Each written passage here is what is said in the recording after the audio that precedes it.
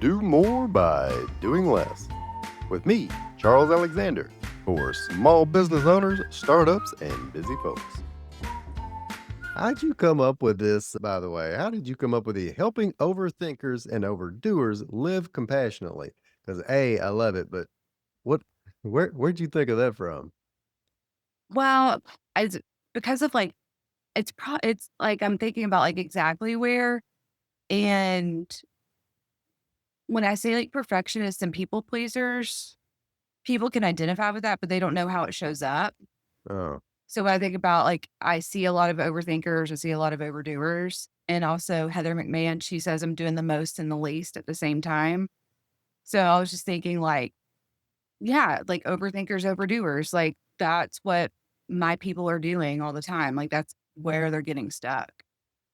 overthinking and overdoing. So that's well, so let's take a step back. So you're helping, you do a variety of different things here, but burnout seems to be kind of the central thing. But I know you well, not super well, but well enough to know that that used to be you and probably still is from on time to time. How did you so kind of back me up and kind of tell me where you were from being an overthinker and overdoer to where you are now? I think I've always been an overthinker and an overdoer, and I think, like, that word overachiever is highly praised, but, like, that hmm most involved in high school. I was a competitive gymnast, I was all the things. You had the senior superlative that looked like a four paragraph Yeah, write up. yeah. Like, and I'm not gonna lie, like, That was hey, you thought was that was cool. I mean, and Oh, I didn't. that's what I did, and I was like, Yeah. I'll do it." But overachiever seems like a lot of praise, but it doesn't acknowledge the cost of overachieving, like, what it truly takes to do those things. And a lot of people that succeed in life, when they do struggle, they feel a lot of guilt and shame around it. And so when I talk about being like an overthinker and an overdoer, it actually speaks to the struggle of a perfectionist, of an overachiever, of somebody that's actually doing really well with their life, even if they do get depressed, if they do get burned out, because those happen. We're human. And I think people are more likely to recognize their overthinking and overdoing as a burden as opposed to their overachieving. That and that's a fantastic point. And so many times you'll hear folks about the call it, call somebody else an overachiever, or maybe sometimes they just say an achiever. But they're talking about, all the different things that they've accomplished, which is great. But in most cases, it comes I mean, it's got to come with some kind of price. But the overdoing, I'm right there with you. I run into entirely too many people. That's why I have a job. That's why I got my own coaching thing because people overdo way too much. So in using your own personal experience, what are some of the things that is causing people to overdo and what does that look like? I think one of the main ones is the praise that you get Yeah. and the success that comes with it. I think it goes unchecked sometimes. I think a lot of people that everybody's like, "Well, you're killing it. You're doing great." Mhm. And it's like, "Yeah, but," and then you feel like you can't say anything. Like a few years ago when I was COVID really blew up my therapy practice in a big way, and I was seeing a lot of clients, and I was getting burned out from that just because of the weight of everything. Sure. But I was raking in some dough, and everybody's like, "Well, why are you complaining if you're, Mhm. booked and busy and making money? Those are golden handcuffs." Right. And so I think there's a lot of praise. I think it gets really rewarded. But I think for a lot of people, overdoing feels safe, either in that they don't have to rely on somebody else to get the things done that they feel like need to get done, Mhm. or having to be vulnerable and truly connect and live life with someone. We all hated group projects in high school for a reason, but life is a big group project. Everybody hated the group project because you had because you had to rely on these other people who might not pull their weight. Mhm. And yeah, it always got stuck on that. It always got stuck to that one kid. It was probably Lauren. She got stuck doing the trifold and doing the research. Yes. You're younger than me. You probably had to do a PowerPoint. PowerPoint didn't exist when I was in high Actually, school. no, in high school, very few people like, I don't think I did a PowerPoint. I may have done a PowerPoint in college, Of but it course you wasn't did. common. Yeah, The only thing I could do in high school was the Oregon Trail when it dealt with the computer. that was so much fun. But no, I think it's still a thing. I need to either way, but that can be a different episode. So in working at that, and you make a lot of sense when you're talking about that. I think a lot of us get started with that, like you had, and we joked about it, but like back in high school, like you joined the beta club and you were on the basketball team, and you were a captain of this other thing, and you volunteered here, and everybody and their mama bragged about how great you were. And Lawrence, she's so smart, and she does all this stuff, and the Mhm. more we do that, the more we keep piling on and on. And you know, we both got kiddos, and this is probably one thing I've over I probably reversed I overwent the other direction because my kids are involved in stuff and they play stuff, and they probably I think we've had a conversation about, competitive athletics, but I haven't really pushed them toward a lot of clubs and other things that may look better on a college resume at some point, but just because I remember being spread so thin and feeling like you never had time to do anything. I agree. Like, the way that I was operating in high school, I know that it was different, but it was a lot. Like, for competitive cheerleading, I would get to school at, like, 6 AM because I did the Mhm. morning show.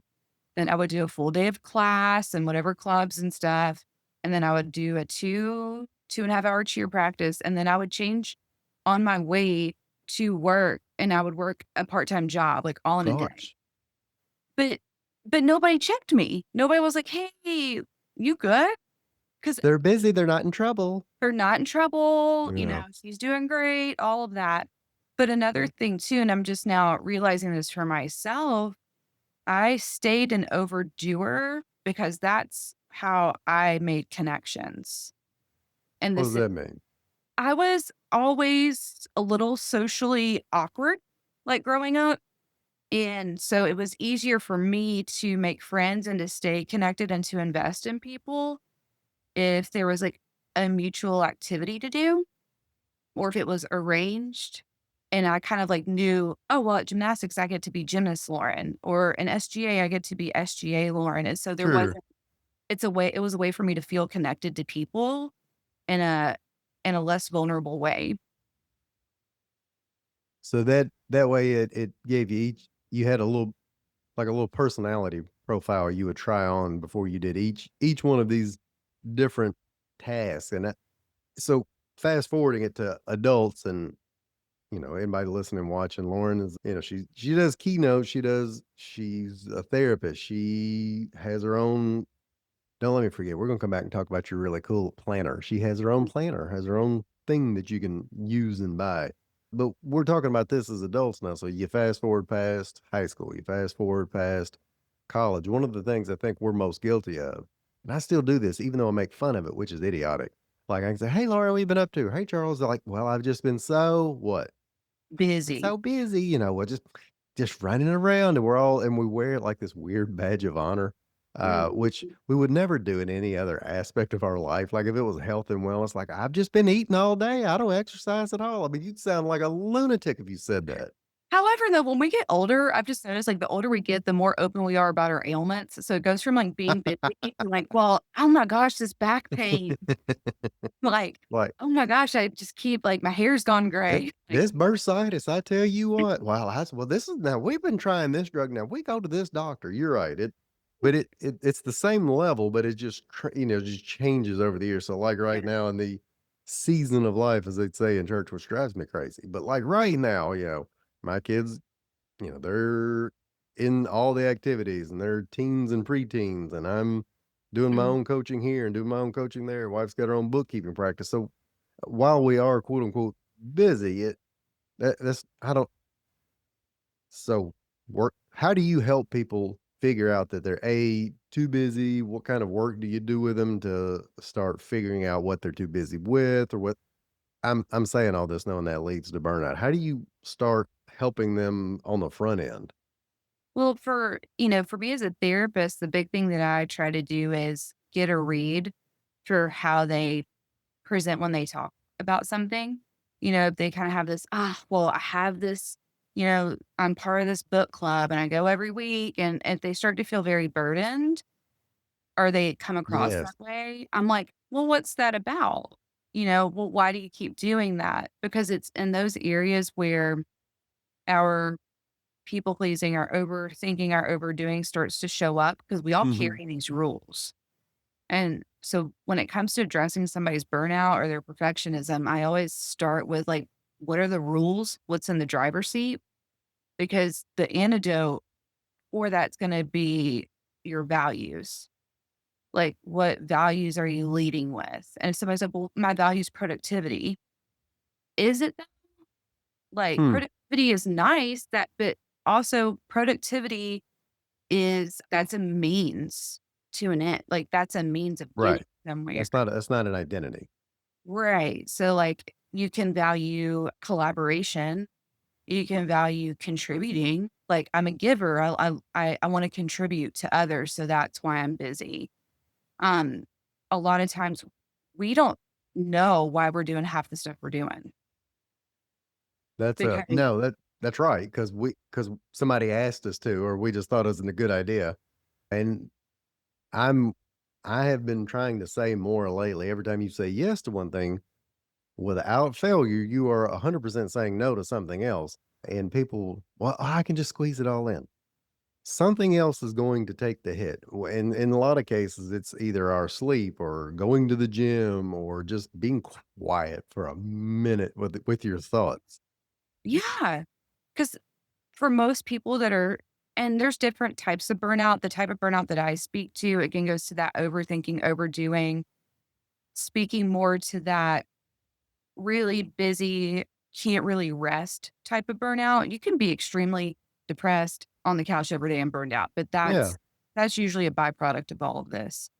But that idea of, oh my gosh, I just lost my train of thought because we were talking about, oh, it's a lot of things that add up. And I think we forget that good things and bad things still take energy. That's right. So it's like, "Oh my gosh, I go to this workout class and it Yeah. does take me 45 minutes to get there, but I love it." Sure.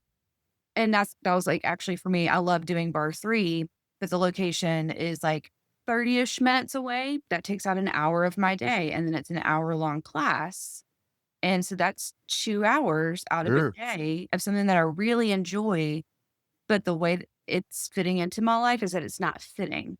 So I had Right. to take that off because it was taking energy, even though I liked it. So I think that's the big thing about burnout too, is like, well, I could squeeze this in, or I really love seeing my friends. All of those things, you could enjoy them, but they still take energy and time and your resources to do.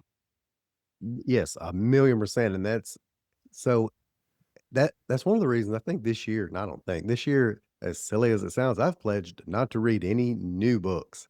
I read, Yes. but I keep reading new books and I keep not implementing what I read last time. And it always makes me think, well, I should really be doing that. And then I feel guilty because I'm not doing that. So then I start forcing myself to do that without having removed the thing I learned from the last book, which, you know, and for everybody, well, I'm a lifelong learner. That's great. But if you're not applying any of it, or worse yet, you know what you should be applying because the book told you to, then you can start to get tired and frustrated and overwhelmed. And like what Lauren's talking about in terms of feeling, you've got to do these 1,000 different things.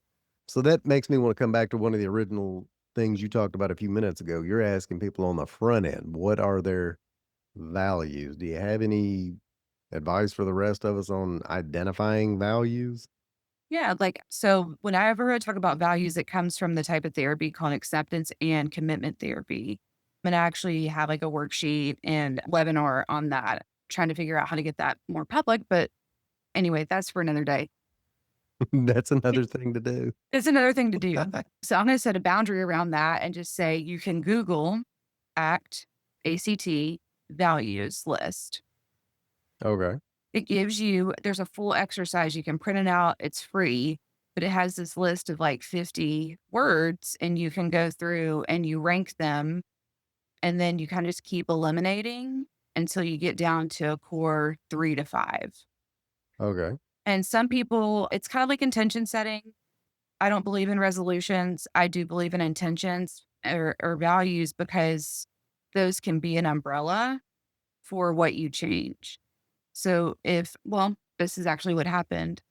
I have valued my career as like at the forefront for so long Mhm. that I made this promise to myself that when my son went into kindergarten, I would aim towards being able to pick him up. And so I had to make a lot of changes because now the value of family was in the driver's seat instead of this obligation to maintain. And this, I've been my own boss for the past 5 years, actually 6 years now. And so why was I treating myself why was I treating myself like my past bosses that burned me out? You were probably meaner to yourself. Oh, I was. I'm the worst boss, you know? Yeah. But that idea of like, wait, these values can go in the driver's seat. My career's not going to go to the tank. It is going to change. It is going to have an adjustment period. Sure. And it's funny because the process that I went through was that idea of I wasn't allowing myself the privileges that come from the hard work. You weren't reaping your rewards. I was not because that's the thing I think a lot of us don't talk enough about in burnout or in hustle culture is Sure. what got you to a place of success can't keep you in a place of success. You have to go and do things a different way. It's like how people say your first X amount of money, the way that you get from here to a million, I don't know That's what right. it's like, but what gets you to a million won't get you to 10 or 100,000,000. That's the Marshall Goldsmith, "What got you here won't get you there" Yes. topic. Yes. And so that's like what I think we have to think about that with values of if I've led with these values and they've been able to get me up to here, are they applicable now? And they might not be because Sure. you have a new world that you're in, a new season. Yeah. Season. That I've tried to find a replacement, no replacement for it. There's no replacement term.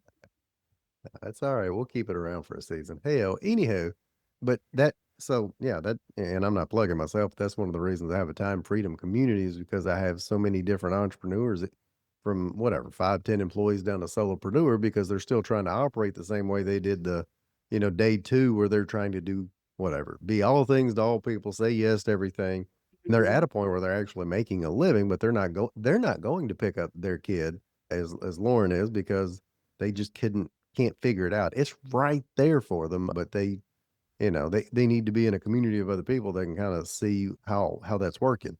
And a point you made a minute ago, I wanna come back to something I've talked about quite a bit, but I'm sure you have to discuss this a lot with the overthinkers and overdoers is setting boundaries. So Mhm. when you're talking about boundaries, what do you mean? Boundaries to me are guidebooks in the sense of I think a lot of us know boundaries in a more of a responsive way of like, you upset me, I'm setting this boundary, or Right. you didn't respect our contract, so I'm setting this boundary. If we go before that happens and the idea of knowing our own parameters up front, it makes relationships, especially business relationships, so much easier. These are the Mm, times that I work. These are the times you can contact yep. me.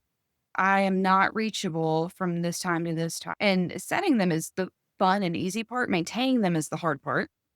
Ah, Like when I go on vacation and I'm like, clients, you will not be able to reach me. And I get that text and they don't know, they don't realize that I'm out, or whatever. And I don't respond.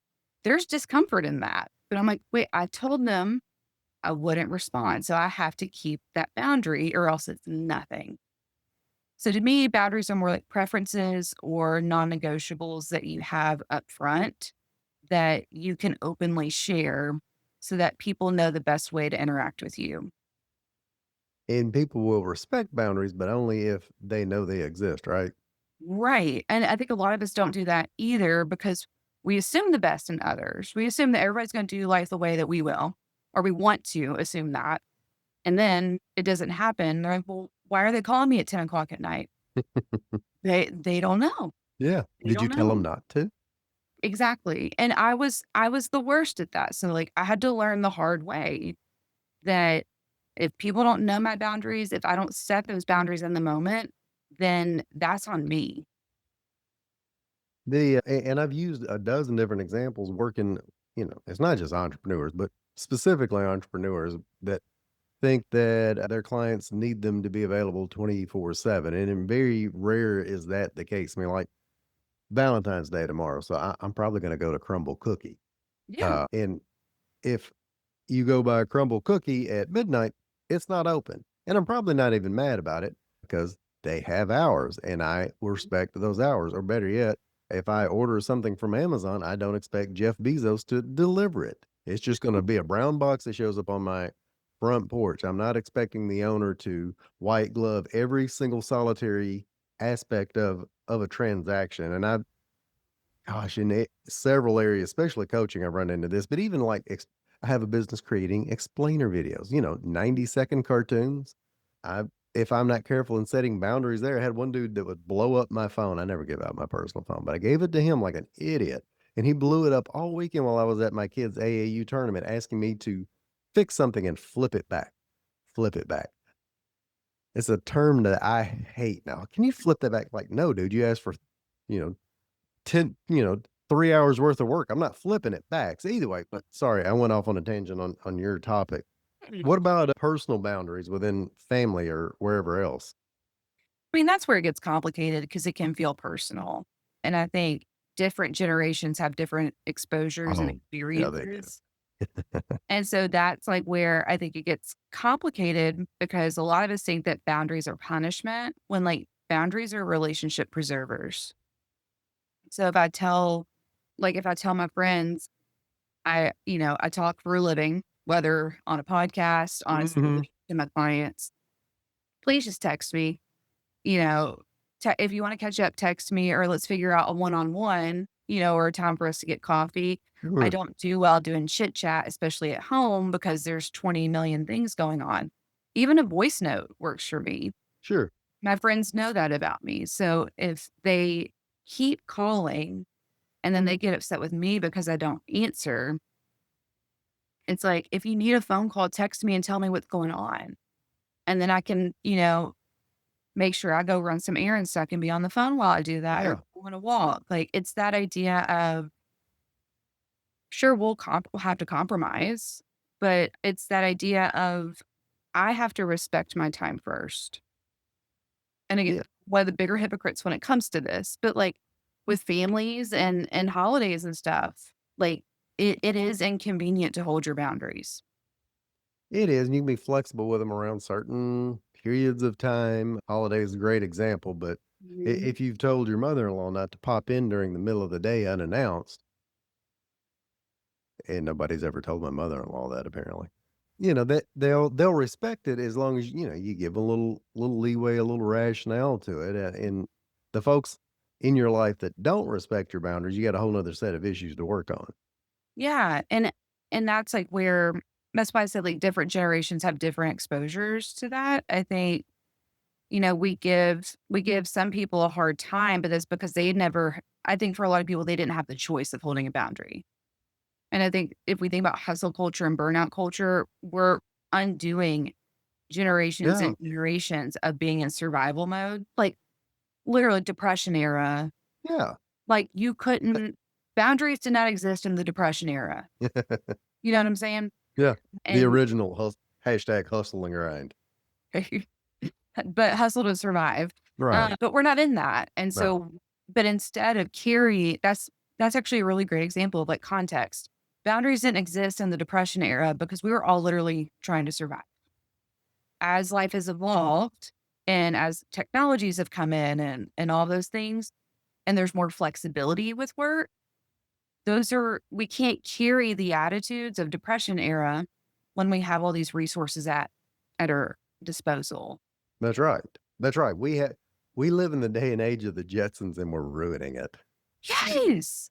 Yes. When like where people I know as entrepreneurs, there's no such thing as a 5-day work week. But for corporate and that idea of people really resisting a 4-day work week, I don't know about you, but I've seen productivity really work when you have shorter amounts of time because you're Yes. forced to be efficient. It's Parkinson's law. Whatever amount of time you set is gonna be how long it takes plus some. If you shorten the time frame, within reason, it'll allow you to be more productive and more focused, and that gives you more time off. More time off gives you more rest. More rest makes you a better employee, And people hate to hear that. They do because I think that there's a huge this is something I'm actually trying to undo in my own life is that I need to let it be easy. Stuff like speaking comes very easy to me. Teaching people comes very easy to Yeah, me. Being a therapist is very natural. So me to force myself to do things that don't come naturally or to have guilt yeah, when doing certain things come natural to me, it's like why you charge for a project, not by the hour, that's because right. you're charging by your effort and your expertise that you've developed. All the hours you applied getting to the point of where it's the plumber. Well, the plumber charged $150 and all he did was replace XYZ. Yeah, but do you know how long it took him to replace that pipe that if I would have replaced it, it would have flooded the house? Like, what are we preventing for you? Right. Hey, speaking of which, tell me about this 9 to kind possibility planner and your experience and us getting all of your experience right there in one planner. Yeah, I mean, it's funny that you said earlier, I'm not reading any more new books because I haven't implemented whatever's Huh, happened before. And I created the planner because a lot of the planners that I see out in the market, they have goal setting in there. They have like check in on your yep, inventory. And sure, some of them have like, there's two extremes. Either it's like all self care or it's all goals. yeah. And this one's a hybrid of both in the sense of there's accountability in there, but with self-compassion. There are therapy tools in there so that you can make better decisions and more values aligned decisions. It's a structure for you to actually have that implementation of some of the things like boundaries, and there's actually a boundaries worksheet in here. It's Woo. so that you have the tools at your disposal and something that you probably look at every day. So in thinking about the planner, the therapy, the counseling that you do for folks, and reflecting on yourself, what are and this is the transition point where I put you on the spot. What are some things that you think you should probably be doing, you personally should be doing less of right now? Comparing, searching on Instagram for some inspiration for me to do the things that I like confirmation validation seeking. Like there's this thing that a project that I'm working on and I'm finding myself wanting to get other people's approval or researching, over Sure. researching. Over research. Like when I could just put it together and put it out there and then see how people Yeah. respond to it. So, and that's a great and comparison and over comparing and over researching still stems way beyond just a project. It goes into all areas of our life. So if you spend a little less time doing that, what will that allow you to do more of? Be a nicer human. I mean, for because that's like where I can easily get in a shame spiral and that just like that really takes me out of being present. And so I think if I compared less, I would actually be more creative and leave room for creativity, even if that is work or not work related. Yeah. I think I would just find myself actually hearing myself more and doing things that feel aligned, whether that is picking up my kid and us going to get Jenny's or putting a project out there without reviewing it for the 18th time. I like that idea. That sounds like more funsies. So Lauren, how can somebody find you? Yeah. So right now I'm not taking any therapy clients, but laurenruthmartin.com. That's where you can get access to the 9 to Kind planner. You can also get information on my speaking. And then I'm on Instagram at Lauren Ruth Martin. And then I do that because it's easier than having everybody look at all the 9 to Kind stuff because you can Sure. just find all of that on my own stuff.